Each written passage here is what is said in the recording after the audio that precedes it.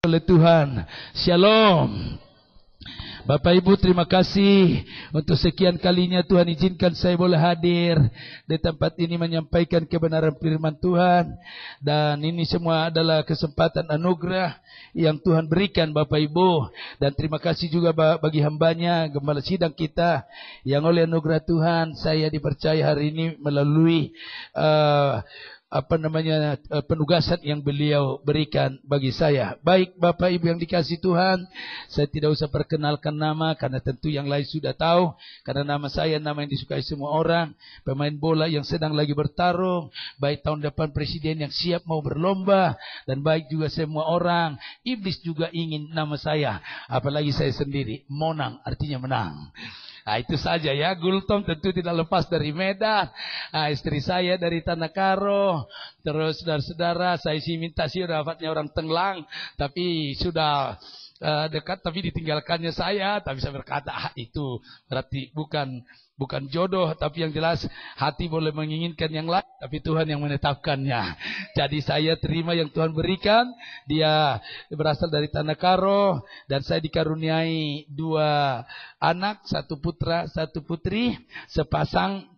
Mereka puji Tuhan sudah selesai dari SMA 1, dia ranking, dan dari SD kelas 6 baru lulus juga ranking. Kalau Tuhan kehendaki kami akan berjalan ke Medan. Tapi satu hal yang mau saya bersyukur, saudara, saya bisa bawa anak-anak saya nanti tanggal 19-20 ikut KKR Akbar di Pematang Siantar. Kebetulan saya dipercaya sebagai ketua panitia untuk KKR, di mana Pak Ketua Sinode kita Bapak Pendeta Dr. Yakob Nahwai sebagai pembicara utama KKR.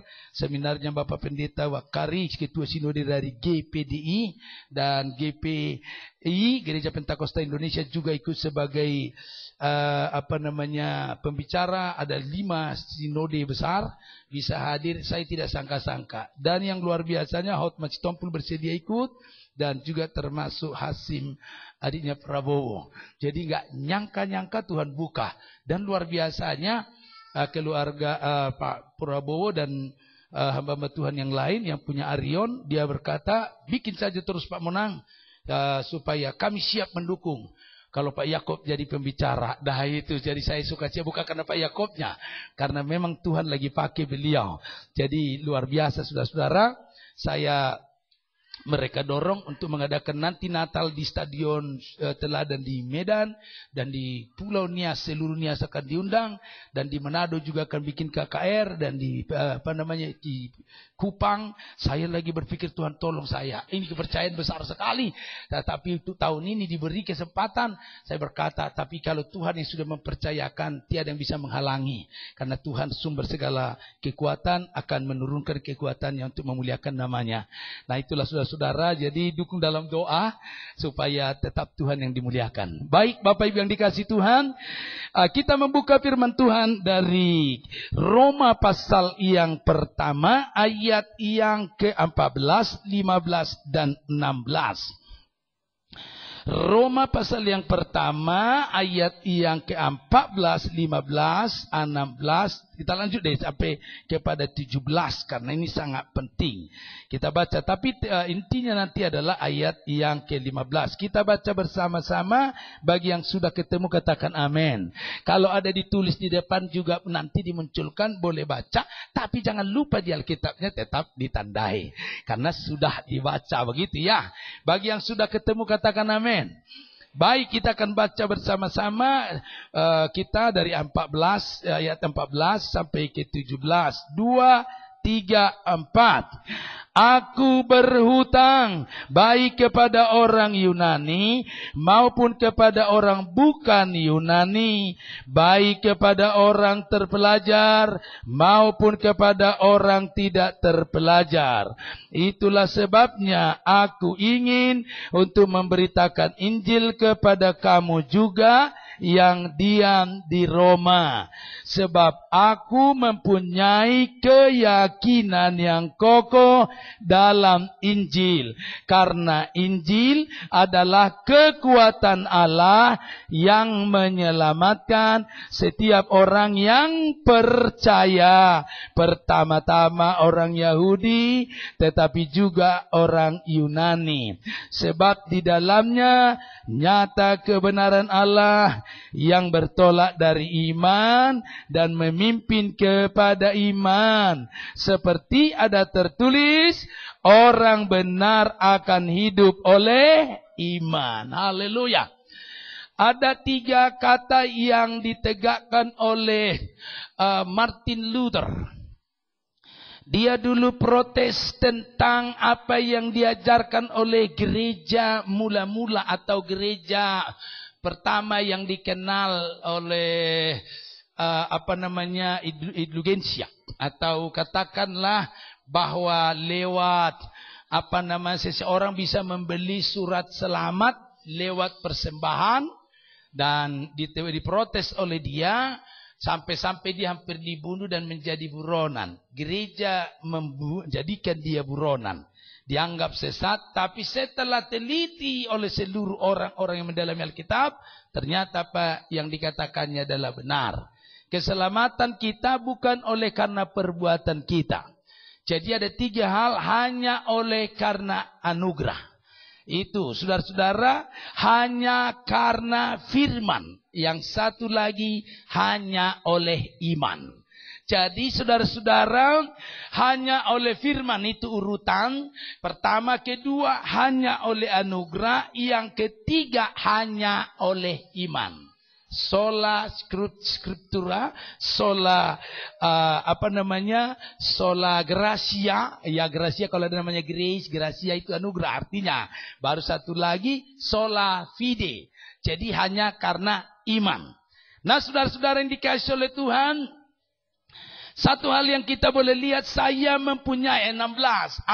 Saya kata Paulus, mempunyai keyakinan yang kokoh dalam Injil. Paulus berkata, saya mempunyai keyakinan yang kokoh dalam Injil. Sebab Injil adalah kekuatan Allah yang menyelamatkan. Saudara-saudara, memang dimulai dari orang Yahudi, tapi juga kepada orang Yunani, terus sampai ke ujung dunia. Nah, mari kita lihat kenapa kok dimulai dari orang Yahudi. Ya, karena Yesus dilahirkan di kota Yahudi. Jadi, murid yang pertama tentu orang Yahudi. Nggak mungkin langsung orang Batak. Ya kan? Nah, kalaupun ada pas nongol orang Batak di situ pertama, itu bukan karena artinya langsung khusus, tidak. Artinya karena tetangga, tetapi karena datang. Tapi Alkitab diteliti, semua muridnya adalah orang Yahudi.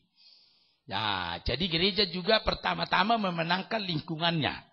Kan begitu. Orang percaya juga akan pertama memenangkan tetangganya dan di dalam rumahnya. Nah, baik. Jadi kita melihat di sini bahwa ada 3 hal penting. Yang pertama oleh karena firman, kedua oleh karena anugerah, dan satu lagi oleh karena iman. Apalah artinya firman kalau orang itu tidak beriman kepada firman? Apalah artinya kita bisa dibagi-bagi tapi tidak percaya orangnya? Loh ya, tidak percuma, tidak ada gunanya. Kita kasih Alkitab pada orang itu, ini Alkitab. Dia tidak baca, dikasih Alkitab. Atau kalau pas mati dimasukkan Alkitab 10 atau bahkan penuh di batang mayatnya itu. Ya tidak masuk surga toh. Orang dia tidak beriman. Jadi demikian juga saudara-saudara, berita daripada firman ini adalah anugerah yang membuat kita selamat. Di Efesus pasal yang ke-2 dikatakan di ayat yang 8, khususnya 8 dan 9. Sebab karena kasih karunia kamu diselamatkan oleh iman. Itu bukan hasil usahamu, bukan hasil pekerjaanmu. Jangan ada orang yang memegahkan diri. Jadi bukan hasil usaha kita, tapi perbuatan Allah. Terus bukan hasil pekerjaan kita. Jadi jangan ada yang membanggakan diri. Nah, kita lihat di sini Berdasarkan ini, maka kita lihat bahwa hidup kekal kita, keselamatan kita adalah karena anugerah Allah. Nah, bicara nih masalah keselamatan. Kalau ada orang berkata datang, Pak, saya mau bersaksi. Saya bersyukur pada Tuhan, tadi aku selamat. Kenapa kok kau selamat? Kan itu. Terus sebetulnya anak saya dia diculik orang. Jadi ketika diculik, terus akhirnya ada tentara datang, ada polisi dan dikejar, ditangkap dan sampai dilepas dan dibebaskan dan diantar ke rumah saya. Jadi anak saya selamat. Jadi kata arti selamat yang pertama ialah dibebaskan. Kalau baca nanti asal ada kata selamat di Alkitab, saya mempunyai keyakinan yang kokoh dalam Injil. Karena Injil adalah kekuatan Allah yang apa? Menyelamatkan. Jadi yang menyelamatkan kita itu berarti kata menyelamatkan yang pertama ada hubungannya dengan membebaskan. Makanya nyanyian kita bebas, bebas, bebas, bebas, bebas. Ya kan, bebas dari kuasa si jahat. Ditawannya kita kepada dosa, ditawannya kita oleh iblis, ditawannya kita pokoknya siap dibawa ke neraka. Dan kalau sudah di sana nggak bisa balik lagi. Tetapi Tuhan membebaskan kita.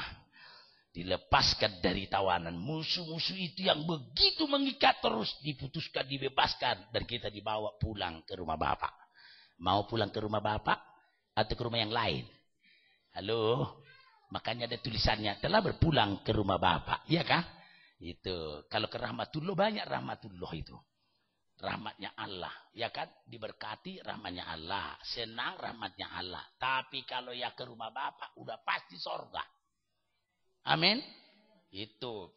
Cuma masalahnya, banyak orang dituliskan telah berpulang ke rumah Bapak.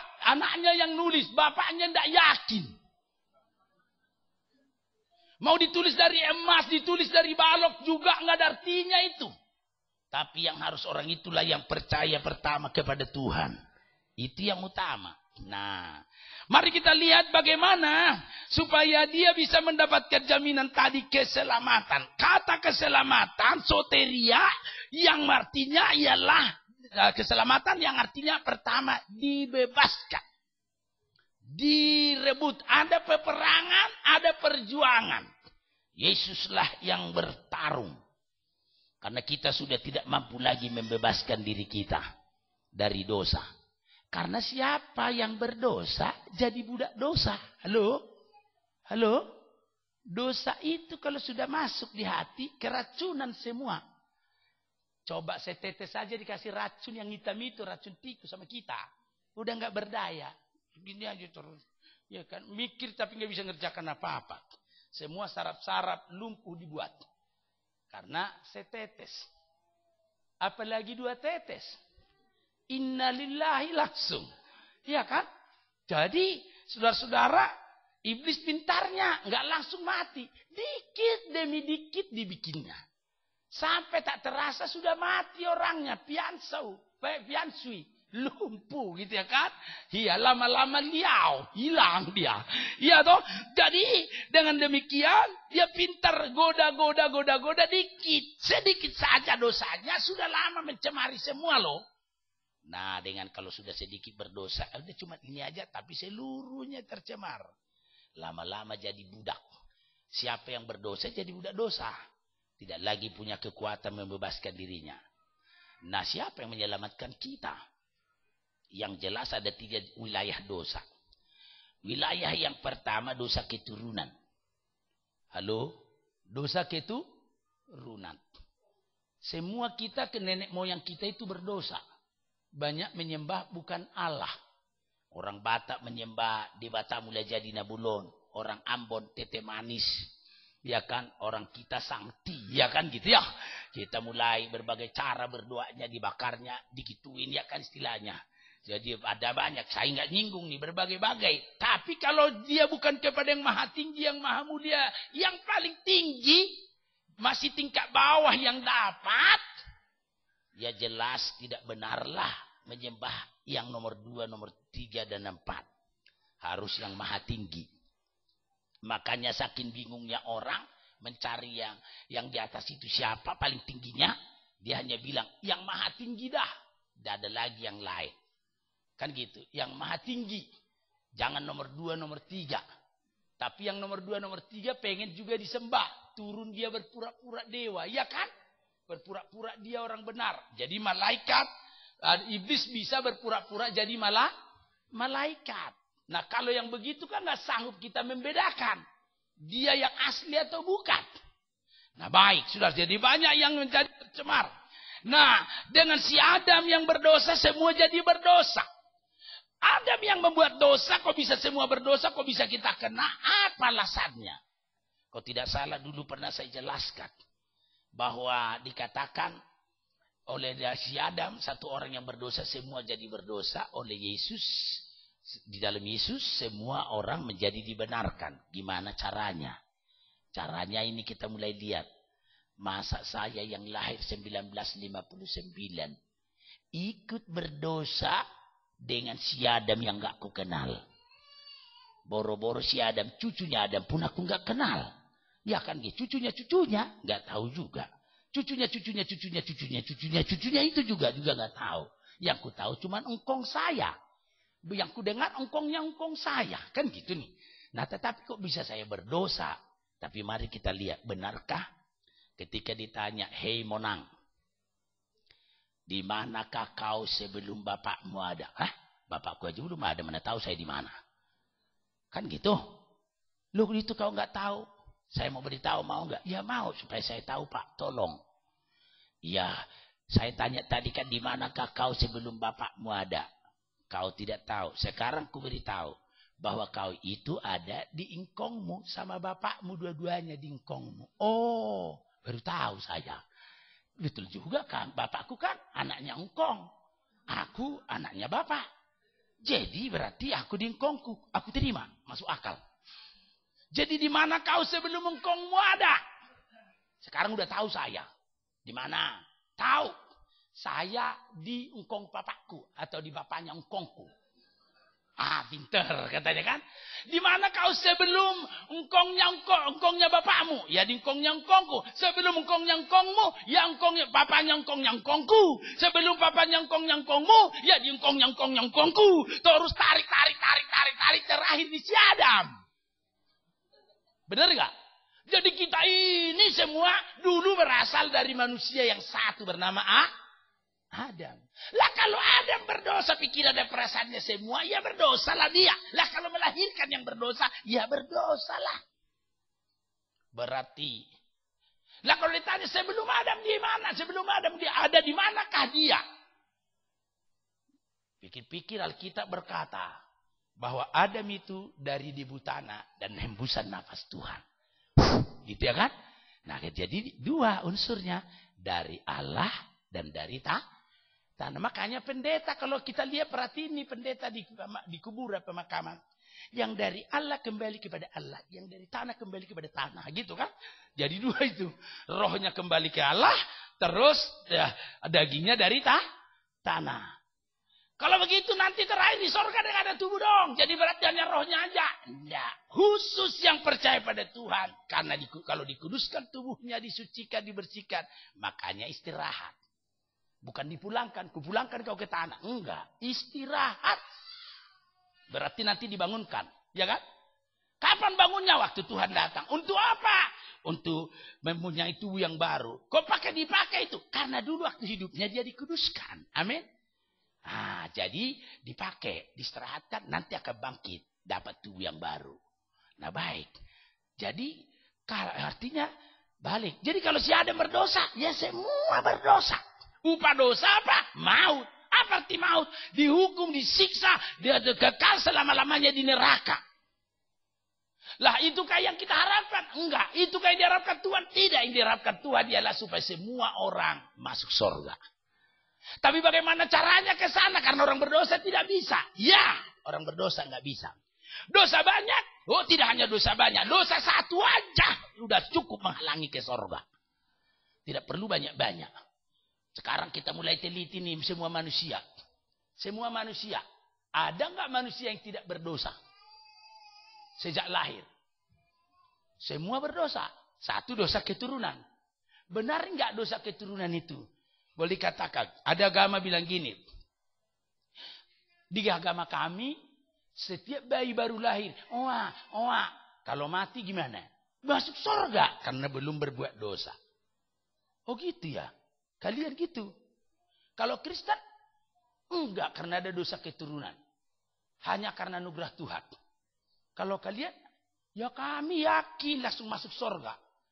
Terus kalau dihidup biarkan hidup, ya banyak berbuat dosa, yang enggak pasti jadi mudah-mudahan. Jadi yang pasti yang mana? Yang baru lahir itu. Kalau pas mati. Kalau begitu ibu pengen mana? Pengen anaknya masuk surga atau ke neraka? Pasti surga dong. Siapa yang mau anaknya ke neraka? Kalau gitu supaya pasti ke surga anakmu. Cekek lepas lahir. Ngatikan supaya pasti. Ya kan? Hitung-hitung dulu nih. Jujur dulu. Kita kalau punya anak. Pengennya pasti masuk surga atau pasti, artinya tidak pasti. Pengen pasti. Kalau ikuti agama ini. Supaya pastikan. Cekeklah anaknya. Kita akan berkata, 10 anakku, kucekek semua. Memang sedih. Tapi masuk surga jadinya. Saya dengan mamamu ini. Buat dosa kami ke neraka. Tapi enggak apa-apa. 10 anakku ke surga. Cuma mama dan papa masuk neraka. Lebih banyak keluarga kita masuk surga. Kalau yang lain dibiarkan anaknya gede. Dosa makin gede berbuat dosa. Semua masuk neraka. Walaupun dia berbuat baik, berusaha dengan amal. Ya, berusaha. Sebanyak-banyaknya amalnya. Tetapi tetap berbuat dosa enggak? Jengkel melihat orang enggak? Kadang-kadang melihat orang berhasil, kadang iri juga ya kan? Ya, dari irinya ada, dari bencinya ada, dari jengkelnya ada. Bukan aku yang memulai, dia yang memulai. Ya kalau kau anak Tuhan orang benar, biar dia yang memulai. Dia bisa biar terus dia menggoda kamu atau memarahi kamu, membenci kamu. Ya kalau kau mau pengen ke surga, ya jangan marah. Tetap lembut hatimu. Tapi bisa enggak? Bisa enggak? Dilemparin orang tikus ke halaman rumah kita. Haleluya. Haleluya. Mengucap syukur dalam segala hal. Bisa gitu? Anak kita enggak naik kelas. Syukur. Gitu, bisa? Pasti marah. Kau itu. Pasti gitu tak? Nah, kalau misalnya rugi. Ya. Liau cuannya. Hilang rezekinya. Enggak ada yang bisa mengucap syukur. Padahal kita bilang apa? Mengucap syukurlah dalam segala. Tapi ternyata kita nggak bisa ya. Lalu tergelincir mertua pok langsung stroke. Aduh Tuhan gitu kan. Nggak bisa berkata syukur Tuhan gitu nggak bisa. Berat juga ya. Nggak sanggup. Setelah lama baru Tuhan aku belajar bersyukur kalau itu yang terjadi. Baru apapun yang terjadi. Asal Tuhan yang memberikan ku bersyukur kepadamu. Ya dok? Lama baru bisa, belakangan baru belajar bersyukur. Kalau hari itu. Berarti kalau tidak bersyukur atas apapun yang terjadi, berarti kan tidak taat pada firman sama dengan berdosa. Upahnya dosa adalah, kan gitu ya kan, banyak. Lah kalau pikir-pikir kita berdosa juga, ya aku gimana ya? Ya. Gak ada upahnya apa? Ke neraka. Padahal kita pengen ke surga. Bagaimana caranya? Dengan usaha sendiri tidak dapat menyelamatkan dirinya sendiri. Tidak bisa. Dengan kekuatan tidak bisa. Hanya satu yang kita harapkan, anugerah Tuhan. Dia tahu kita nggak mampu, apalagi tanpa ada yang menggoda aja kita sudah menggoda diri sendiri. Apalagi datang iblis yang menggoda. Apalagi ada kelemahan dalam diri, ada kekurangan. Sesungguhnya kita tidak sempurna. Tapi Allah ingin pulihkan kita supaya kita sempurna sama seperti Bapa kita yang sempurna. Supaya masuk surga. Lah rahasianya adalah Allah harus menyelesaikan dosa kita. Karena kita nggak bisa menyelesaikan. Kalau tidak ditolong pasti masuk neraka. Tetapi karena begitu besar kasihnya, Allah yang maha mulia yang adalah firman menjadi manusia. Menjadi Yesus. Dia menanggung dosa kita di kayu salib. Telah diselesaikan di sana. Semua dosa manusia. Tinggal siapa yang percaya kepada dia dan apa yang dilakukannya dan mempercayakan dirinya kepada dia. Ia adalah Allah yang menjadi manusia bernama Yesus itu. Maka anugerah Allah yang sudah dinyatakan akan tetap dinyatakan dan akan terus dinyatakan. Karena itu jangan pernah keluar dari dia. Andalkanlah dia, Berserahlah kepada dia, serahkanlah diri kepada dia, hidup karena dia, untuk dia dan oleh dia. Tiada yang lain selain dia yang kita andalkan untuk masuk surga. Amin. Untuk dapat cien boleh diandalkan teman, dapat cien boleh diandalkan pengetahuan, tapi ke surga tidak ada andalan selain Yesus adalah jalan keselamatan dan hidup. Coba dengan usaha sendiri ya. Kita ikuti dengan ada mungkin agama dengan usahanya. Coba bertapa. Terus apakah pikirannya bisa bersih? Dosa turunan aja nggak diselesaikan. Apalagi bertapa sampai tidak punya perasaan. Terus ini apa? Dia tidak menolong orang lain. Dia hanya duduk saja bertapa. Tidak bantu orang lain. Sedangkan orang lain yang mungkin kelihatannya seperti berdosa. Tapi banyak bantu orang lain. Pikir-pikir kalah juga. Melakukan kebaikan. Oke, sebaik-baiknya. Saya bantu orang. Tadi aku ketemu ada seorang di dekat rel kereta katanya. Ada namanya siapa tuh? Yohanes. Anak daripada Tan Kim Siong. Ya masih saya ingat. Saya duduk pagi-pagi, sarapan pagi saya di situ. Ada di situ tempat mie enak kurasa ya. Saya makan dulu buru-buru karena nanti selesai ini saya hotball lagi ke Ketapang. Dari Ketapang lagi ke Depok. Dari Depok balik lagi sore di sini. Kan gitu nih. Jadi saya isi aja dulu dah. Nggak sempat lagi nih gitu kan. Mumpung ada waktu. Nah jadi ngobrol. Datang dia. Sepatu. Pak. Terus biasanya orang Batak yang tukang semir sepatu. Kan datang sama orang Jawa. Banyak kan orang Batak. Di Senen di mana. Datang tadi. Pak semir sepatu. Semir ya Pak. Kulihat wajah tenglang. Terus saya bilang, kenapa kamu? Apa nggak sekolah lagi libur? Enggak sekolah lagi. Bener nih? Iya. Terus saya pikir, kenapa kau nggak sekolah? Rumah kami kebakar. Jadi nggak sekolah lagi. Di dekat rel Karanganyar kalau salah itu. Jadi situ. Oh. Terus mama juga udah meninggal. Baiklah. Terus saya ngobrol, saya layani dia. Saya kasih sepatu. Terus dibawanya ke satu di depan. Yang ngerjain bukan dia. Kulihat ada bapak yang tua. Sini. Siapa itu? Papa saya. Loh, jadi kalian papa anak tukang semir sepatu. Jadi iyalah, belum ada yang lain. Oke. Saya tarik, panggil. Udah makan belum? Belum. Saya ajak makanlah. Ayo makan. Saya kasih. Sudah saya makan, ngobrol dapat alamat. Terus tanya kenapa enggak ini dulu dia tukang gorengan di Pasar Baru. Oke, nanti kita bantu asal mau kerjakan apa saja akan terbuka jalan. Tapi serah kepada Tuhan, tiada mustahil bagi Tuhan. Tuhan izinkan kau sekarang susah supaya kau ingat bahwa kau pernah tukang semir sepatu. Setelah besok baru kau punya pabrik sepatu. Kan begitu nih. Ya kan? Jadi tetap rendah hati, nggak sombong. Karena dia pernah tukang semir sepatu. Walaupun dia punya pabrik 10 sepatu, tapi tidak sombong. Dia bisa cerita kepada generasi penerus. Gua dulu pernah jadi tukang semir sepatu, tapi bisa diberkati karena anugerah Tuhan. Kan gitu kan? Tetap rendah hati. Banyak kan orang kalau nggak pernah susah, langsung sombongnya bukan main. Itu yang membuat hartanya banyak tapi masuk neraka. Untuk apa ya kan? Tapi kita mau diberkati oleh Tuhan jadi pemimpin kelak masuk surga. Nah ini.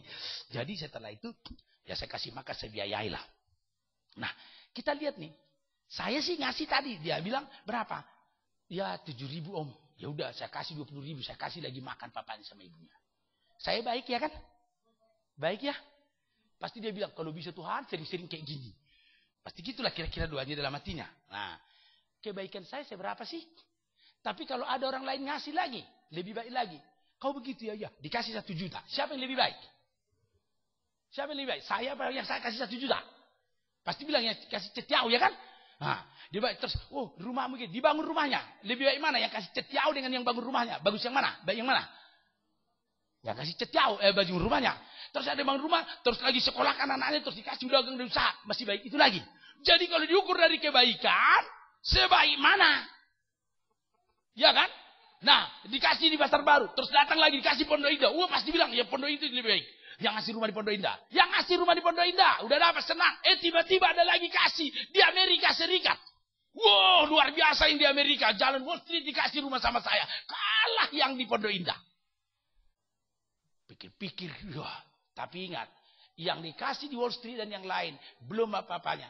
Karena Allah kita memberikan hidup kekal dan rumahnya Bapa di sorga ada pemilik segala-galanya. Karena kita jadi ahli waris dari semua pemiliknya, miliknya. Kalau cuma mas satu gede rumah ini udah banyak ya mas segede ini ya.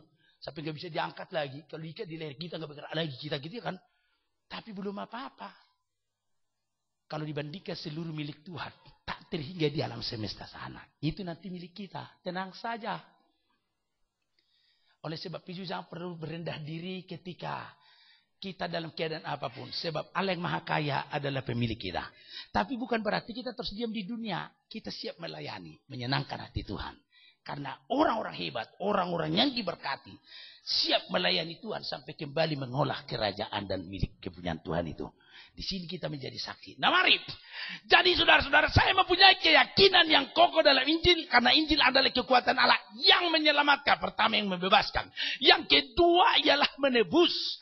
Seorang yang jadi budak bisa budak menjadi karena utangnya banyak nggak bisa dibayar, hanya diambillah dia untuk jadi budak selamanya membayar utangnya walaupun nggak sanggup membayar.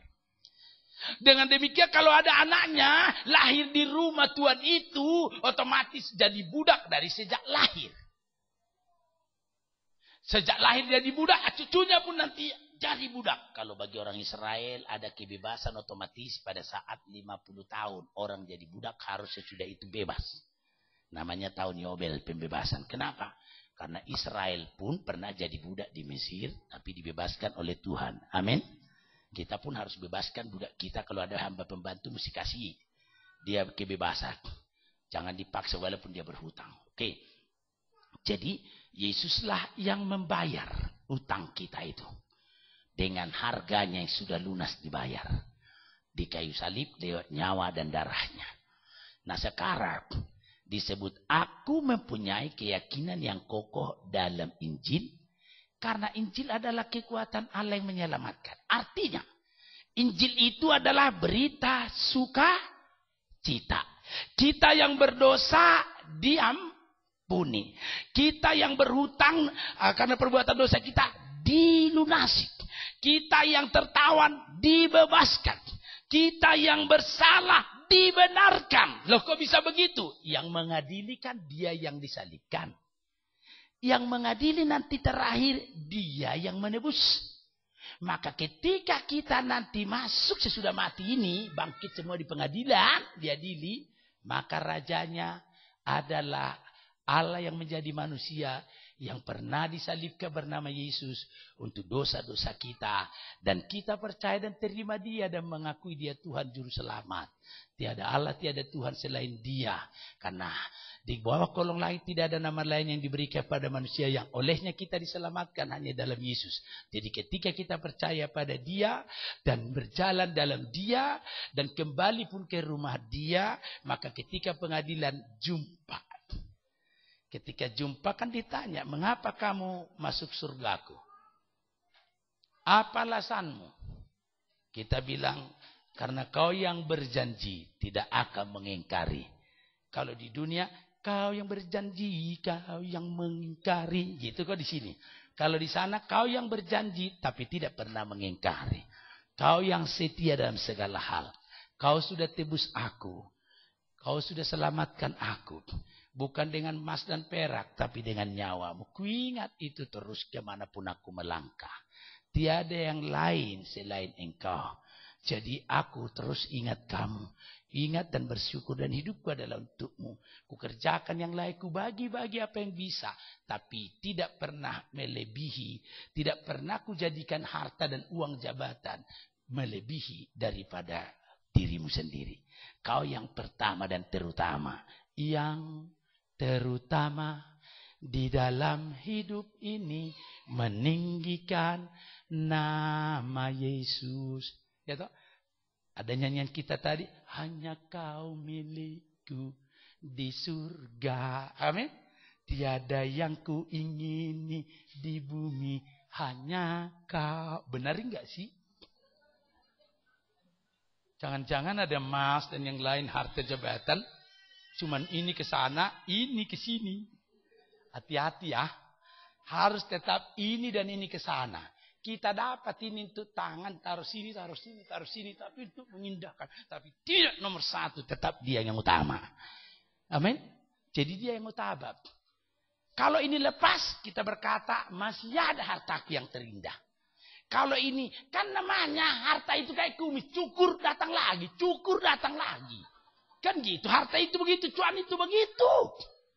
Jadi dengan demikian tidak pernah takut, jangan takut. Sepanjang Allah ada, jaminannya tetap ada. Amin. Nah, kita udah tenang, kita mantap. Tapi Tuhan berkata, jangan cuma kau yang datang ke sorga ya. Sudah kutebus kau dengan darahku, sudah kubayar lunas. Tapi kalau kau sadar yang kuberikan itu mahal, bagi-bagi dong, beritahu dong sama orang yang kau kasihi. Kalau kau sayang mamamu dan papamu, ingat, kau boleh kasih dia emas, kau berlian dan yang lain, tapi itu sementara. Tapi ada pemberian yang tak terhingga, yang kekal adanya. Yesus dan keselamatan yang dari dia, pastikan menjadi milik orang tua kita. Amin. Lah kalau itu sudah didapat, selama-lamanya menjadi yang dimuliakan. Mendapat orang-orang kemuliaan dan kemuliaan, sukacita, damai, sejahtera dari Tuhan. Karena kita tahu di luar Yesus tidak ada kebahagiaan yang kekal, sempurna, hanya di dalam Dia. Nah, jadi kalau itu kita harus bagikan dong ke mama kita yang terbaik.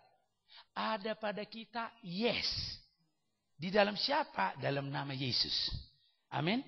Nah, bawalah nama Yesus, beritakanlah.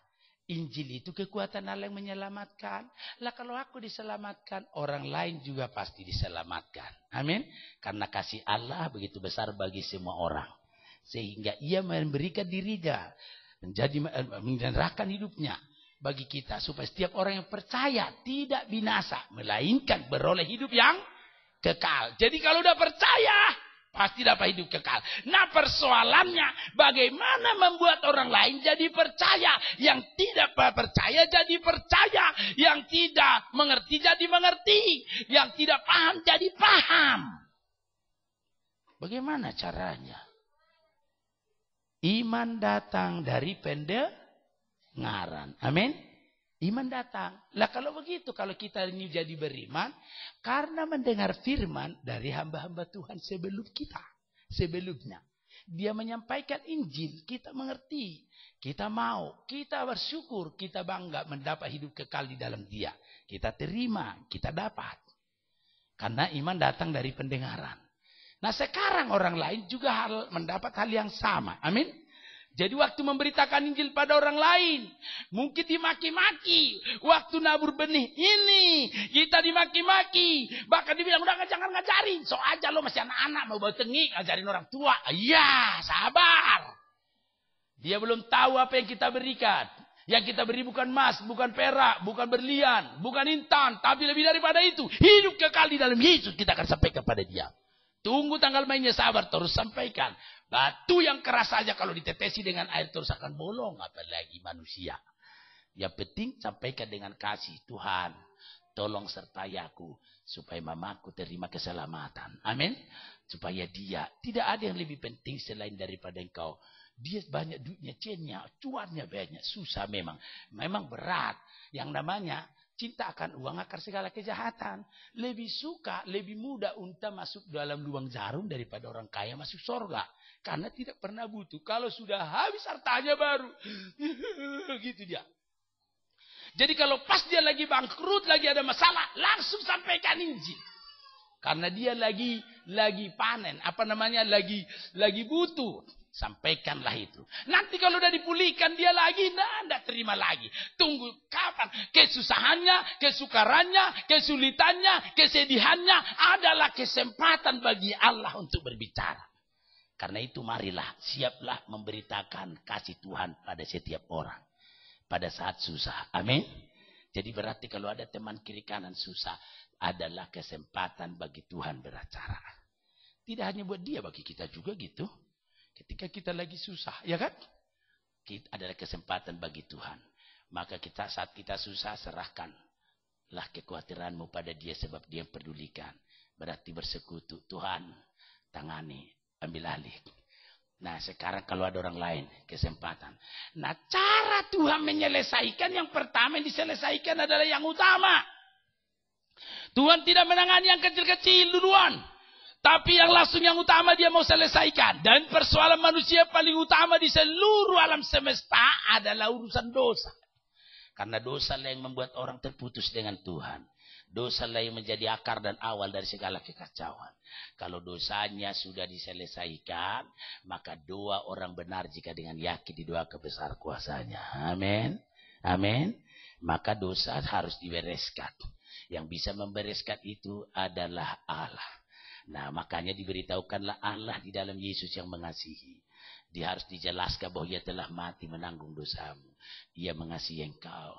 Dia peduli. Mintalah pengampunan atas dosa-dosa. Sekarang terimalah Yesus. Siapa yang menerima Yesus diberi kuasa menjadi anak-anak Allah. Lah kalau sudah jadi anak Allah tinggal minta sama papanya. Amin. Kalau kita punya papa kaya, kita lagi susah, nggak minta aja dikasih, apalagi minta. Amin. Jadi artinya orang ini tinggal berseru kepada Tuhan. Barang siapa berseru kepada Tuhan tidak akan dipermalukan. Siapa yang berseru kepada Tuhan akan diselamatkan. Tapi bagaimana dia berseru kalau ia tidak percaya? Cuman Tuhan, Tuhan, gitu kan? Tuhan bilang, gitu kan? Nggak serius, nggak percaya. Tapi kalau orang percaya, barangkali dalam hati aja, gitu, berseru di dalam. Tuhan Maha mendengar. Dia sanggup menolong. Dia sanggup membuka jalan buat semua persoalan kita. Jadi yang penting iman, percaya. Berseru dalam imannya. Maka ada mujizat dan pertolongan. Nah, supaya beriman, itu perlu mendengar tentang dia. Bagaimana orang percaya kepada dia kalau tidak pernah mendengar tentang dia? Bagaimana bisa mendengar tentang Yesus itu kalau tidak ada yang menyampaikannya? Amin. Ini bukan kerjaan pendeta ini. Kerjaan semua anak-anak Tuhan. Halo. Ibu-ibu, bapak-bapak adalah anak Tuhan. Amin. Kami juga anak-anak Tuhan yang menghambakan diri dalam pekerjaannya. Amin.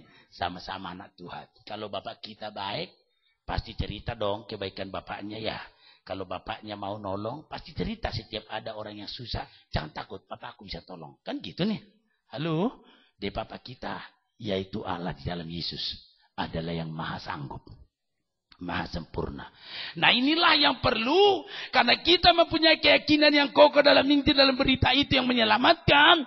Maka oleh sebab itu kita harus sampaikan. Kita harus merasa terhutang kalau belum sampaikan pada orang tua. Kita merasa terhutang kalau belum pernah sampaikan kepada mertua. Kita harus merasa terhutang kalau belum sampaikan kepada koko dan cici, tua o, tua i, ya kan gitu ya, i o o gitu ya. Sampaikanlah sepanjang bisa kau sampaikan. Jangan sudah tidak bisa mendengar baru disampaikan.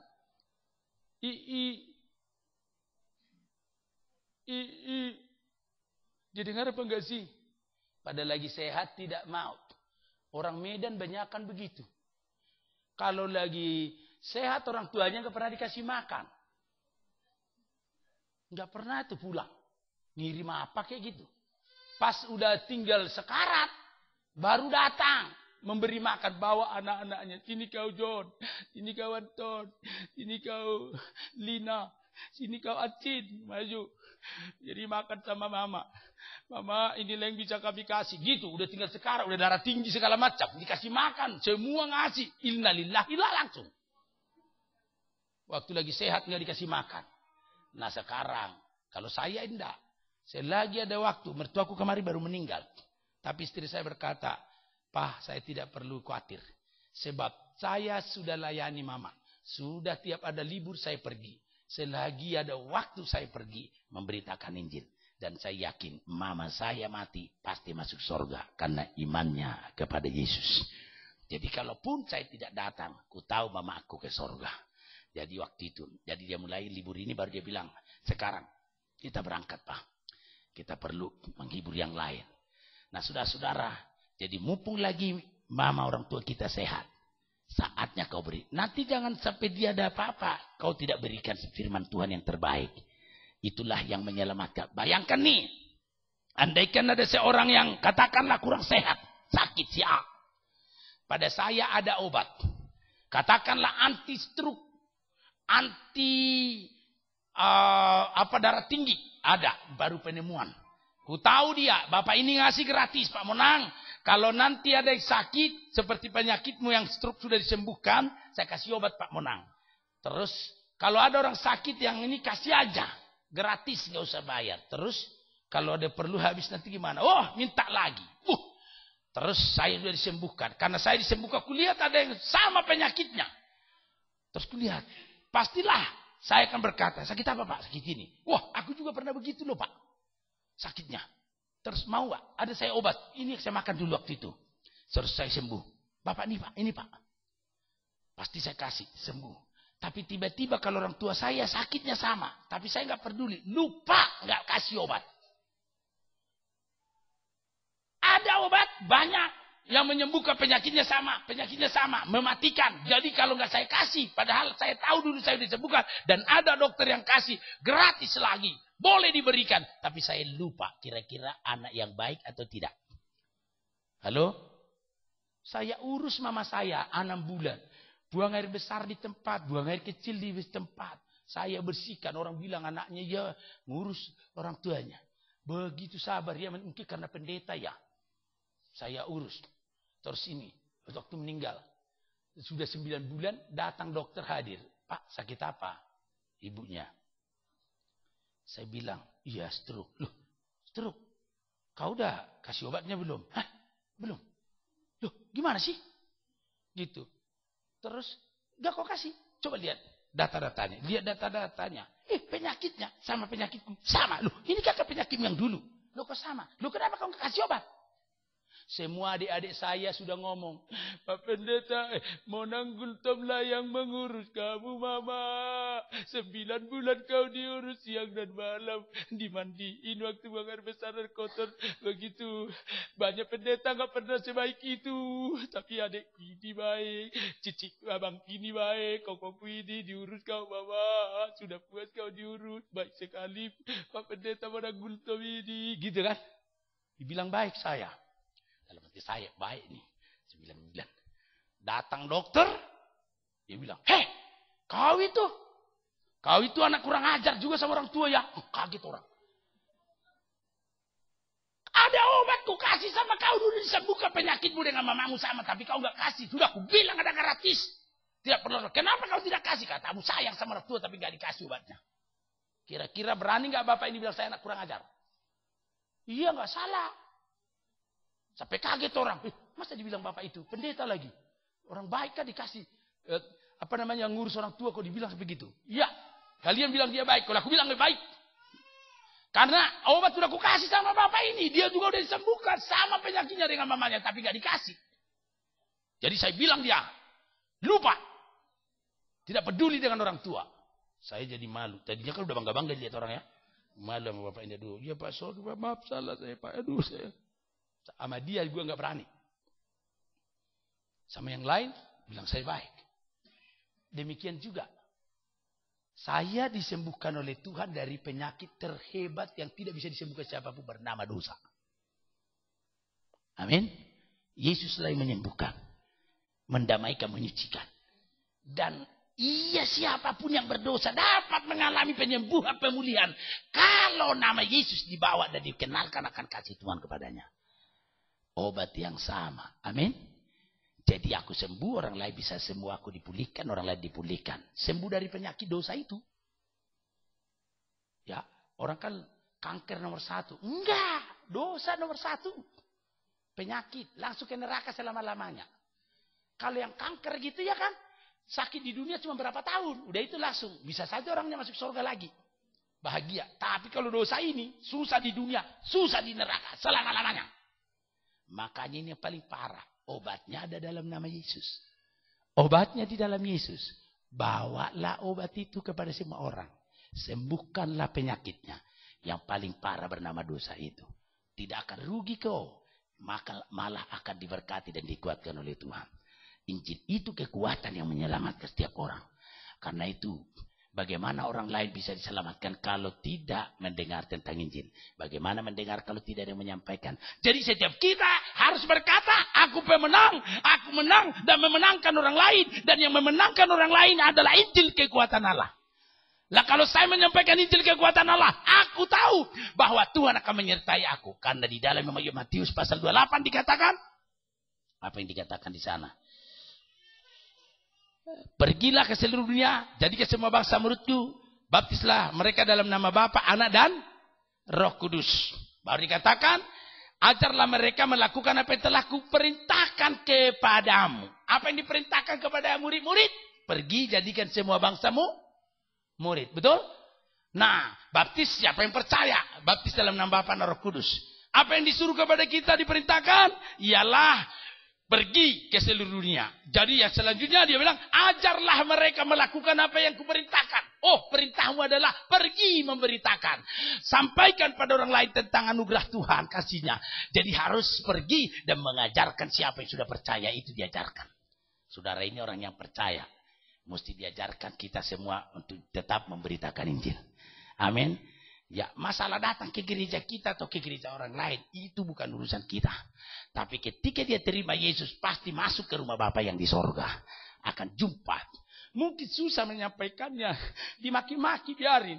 Menabur benih dengan air mata. Mencucurkan air mata. Ketika dia diselamatkan. Satu orang bertobat di dunia, beribu-ribu malaikat di sorga bersorak-sorai. Jadi malaikat bersorak, enjoy karena ada satu orang bertobat. Jadi sorga menjadi bersorak-sorai ketika kita menangkan satu orang. Yesus berkata, ketahuilah. Matius tadi, kelanjutannya. Pergi jadikan semua bangsa muridku. Baptislah mereka yang percaya dalam nama Bapa, Anak dan Roh Kudus. Ajarlah mereka melakukan apa yang telah kuperintahkan kepadamu. Dan ketahuilah, garis bawah, aku menyertai engkau sampai kesudahan akhir zaman. Dia akan menyertaimu dan menyertaiku, menyertai kita semua sampai akhir zaman. Amin. Sampai tutup mata dia akan sertai. Lah kalau Tuhan yang menyertai, amanlah dalam perjalanan. Nyanyiannya pasti mantap. Senang di tangan Yesus. Karena jalan dipegang kan? Aman pelukannya. Aman dan tenang bersama Tuhan. Dalam perjalanan dalam dunia. Kita lihat ada orang lain boleh saja rebah sisi kiri kita berapa, sisi kanan berapa. Kita tidak goyah karena bersama dengan Tuhan. Karena bersama dengan Allah kita cakap menanggung perkara. Bersama dengan Tuhan kita dapat lakukan perkara besar. Karena di luar Tuhan kita tidak dapat berbuat apa-apa. Tapi jika Tuhan di pihak kita, siapakah lawan kita? Ada kekuatan baru. Itulah Injil kekuatan Allah yang menyelamatkan kita dan menyelamatkan orang lain. Mulailah berani cerita. Yang bisa kau sampaikan, sampaikanlah. Nanti roh Tuhan akan ajari engkau lebih lagi. Dia perkara kecil dipercayakan perkara besar. Kadang-kadang cuma hanya ngomong gini, Cim, sakit ya Cim ya? Ya, percaya sama Tuhan ya Cim? Percaya ya? Iya. Oh doain, boleh nggak Cim? Boleh. Iyalah orang lagi sakit doain lah. Coba kalau sehat, nggak mau didoain. Tapi lagi sakit, iyalah. Cuma dalam nama Yesus ya Cim ya, saya doainnya. Iya. Kita doakan. Kita doakan. Mungkin kita pikir dulu pendeta mau dipanggil pendeta gimana ya? Ada pelayanannya, penginjil yang lain atau pengerja dulu. Tapi Tuhan berkata, udah yang kau tahu, yang kau tahu. Kita bilang, Tuhan aku gak pintar berdoanya. Masih istilah setengah pelok-pelok kita ngomongnya ya kan. Tapi itu ingat, roh Tuhan ada menyertai kita. Ketika kita tumpang tangan Tuhan, bukan aku ya Tuhan, kau lah ya Tuhan. Aku cuma beranikan diri, gak berani. Barunya pertama kali aku berani ya Tuhan. Deg-deg rasanya Tuhan. Tapi Tuhan, jamah kita. Tuhan yang mengerjakan lebih daripada yang kita kerjakan. Dia akan nyatakan. Tiba-tiba sembuh. Kok bisa mujizat? Kok bisa mujizat? Mujizat Tuhan bekerja. Melampaui akal dan pikiran kita. Akhirnya jadi ketagihan kan? Ketika kudoakan ada mujizat. Waduh, mulai lihat dari sakit. Aku coba, Tuhan akan tolong lagi. Akhirnya bisa karena biasa. Terus. Pemenang jiwa itu begitu. Ada sukacita. Amin. Setelah kau misalnya memenangkan jiwa, Tuhan bilang, ini berharga. Luar biasa. Dijaga. Ditemenin. Malaikat disuruh menyertai, mendampingi dan mengajarinya. Dan mengurapinya dan menolongnya. Apa menjadi masalahnya? Urus. Karena dia mengurus urusan saya. Halo? Amin? Jadi itu Tuhan akan katakan. Saya mau tanya ibu-ibu nih. Punya ayam ada 5. Contoh nih. Induknya nih semua. Yang satu Semua nih kalau bertelur ributnya sama-sama. Kalau gitu dia semua kan bertelur nih lima-limanya. Ributnya bukan main. Tapi yang satu ditetasin, ya menetas apa namanya ya. Terus yang lima-limanya. Kan biasa jaga, kalau didekati, gitu kan, jangan ganggu gua lagi berdoa, kok, ya semoga telur kini menjadi anak kok, gitu kan, kalau didekati jangan ganggu gua, gitu kan, ya lagi ini, terus tiba-tiba yang ini beranak lah semua, yang satu beranak 12, yang satu beranak 10, yang satu beranak 8, yang 2 lagi beranak cuma 2. Saya mau tanya, kira-kira jengkel gak melihat yang 2? Beranak cuma 2. Ini langsung 15. Yang paling senang melihat yang mana? Jujur. Mana? Yang ini ya. Aduh, jaga dia. Jangan sampai ini, pelihara. Karena apa? Mendatangkan berkat bagi yang punya. Amin. Waduh, kau tahu yang aku mau. Saya pelihara kalian suruh ngeram supaya jadi anak. Iko banyak. Kalau yang ini, kenapa sih? Diselidiki. Apa kenapa ya? Tukar dulu deh dia di sana nanti. Siapa tahu karena tempatnya tetap 2. Kadang 1. Lama-lama datang anaknya bilang, udahlah ini kayaknya gak cocok jadi potong aja. Kalau enggak jual. Kan gitu. Cukup yang ini. Pelihara yang bagus-bagus. Kalau engkau memenangkan jiwa, dihargai oleh Tuhan. Tapi kalau dari udah tua, udah terus bergereja, berangkat pagi, pulang sore, 5 kali gereja sana lagi, nambah sana. Wah, tapi nggak pernah memberitakan Injil. Tuhan berkata, kapan lagi bisa kau ngomong? Gua ini baik apa enggak sih? Ya baik. Dia ngomong dong. Gua itu mengasihi enggak sih? Iya, bilang dong. Itu nih memerlukan ngomong. Ya. Tapi enggak menyampaikan. Berkali-kali aku mencoba. Ya toh? Berulang kali aku mencoba. Ya marah dia. Kau nggak ngerti sih. Yang paling berharga di hati Tuhan adalah jiwa-jiwa. Amin. Berharga loh. Gara-gara berharga di matanya kita yang terhilang. Maka dia tinggalkan sorga. Kau dan aku diselamatkan karena anugerahnya. Masa kita nggak peduli kepada sesama? Mulai hari ini berkatalah Tuhan, tolong aku.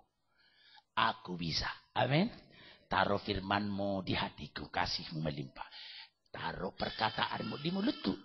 Supaya aku bisa menyampaikannya. Walaupun hanya yang bisa kita sampaikan. Tuhan nanti yang melengkapinya. Karena bersama dengan Tuhan. Kan dia berjanji menyertai. Bersama dengan Tuhan kita dapat lakukan perkara besar. Tetanggamu sakit jangan takut. Ketika kau doakan langsung mengalami mujizat.